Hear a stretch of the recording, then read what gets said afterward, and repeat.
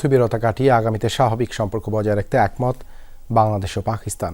তবে ৭১-এর গণহত্যার জন্য সাধারণ ক্ষমা, সম্পদ ফেরত না দিলে বন্ধুত্ব যে শক্ত ভিত্তির উপর দাঁড়াবে না, সেই বিষয়টি ইসলামাবাদকে স্পষ্ট জানিয়েছে ঢাকা।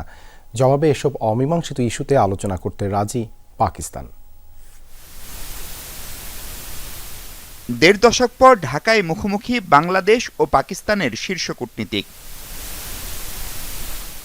সকাল 10:30টার দিকে শুরু হয় ফরেন অফিস কনসালটেশন। নেতৃত্বে পররাষ্ট্র সচিব জসিমউদ্দিন ও পাকিস্তানের পররাষ্ট্র সচিব আমনা বালুচ। সেই বৈঠক চলে ৩ ঘণ্টারও বেশি। পরে মধ্যাহ্নভোজ। যুক্ত হন নেপাল, ভুটান ও শ্রীলঙ্কার মিশন প্রধানও। পরে আমনা বালুচ আসেন পররাষ্ট্র মন্ত্রণালয়ে উপদেষ্টা তৌহিদ হোসেনের সাথে সাক্ষাৎ করতে। সেখান থেকে প্রধান উপদেষ্টার সাথে সাক্ষাতের জন্য বেরিয়ে যাওয়ার সময় সফর নিয়ে সন্তুষ্টির কথা জানান তিনি।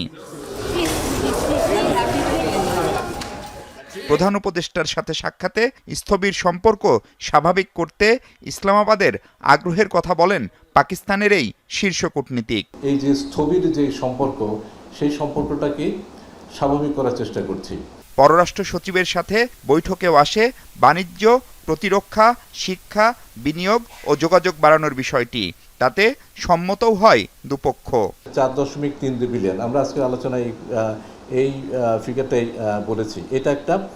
আর একটা হচ্ছে যে 1970 সালে নভেম্বরে যে ভয়াবহ ঘূর্ণিঝড় হয়, সেখানে বিভিন্ন বিদেশি রাষ্ট্র এবং এজেন্সি $200 মিলিয়ন সমপরিমাণ অর্থ দান করেছিল।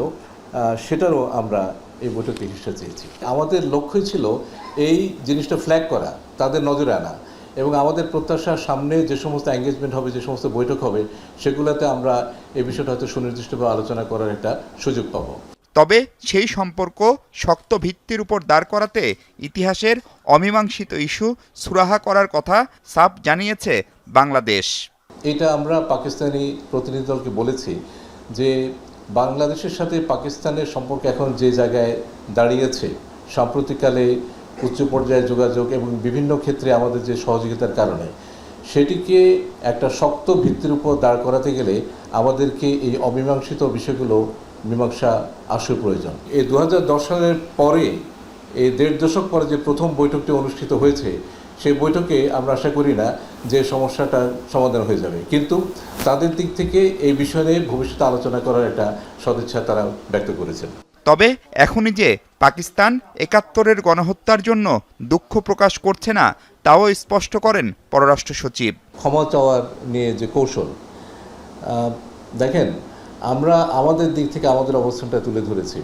আমরা বলেছি যে একটা খুব মজবুত ভিত্তির উপরে দাঁড় করাতে জন্য এই বিষয়গুলোর মীমাংসা হওয়া উচিত, এবং আমরা মনে করি পাকিস্তানের সাথে বাংলাদেশের এখন যে সম্পর্ক, এই সময়টাতে এই বিষয়গুলো সমাধান করার জন্যে একটা উপযুক্ত সময়।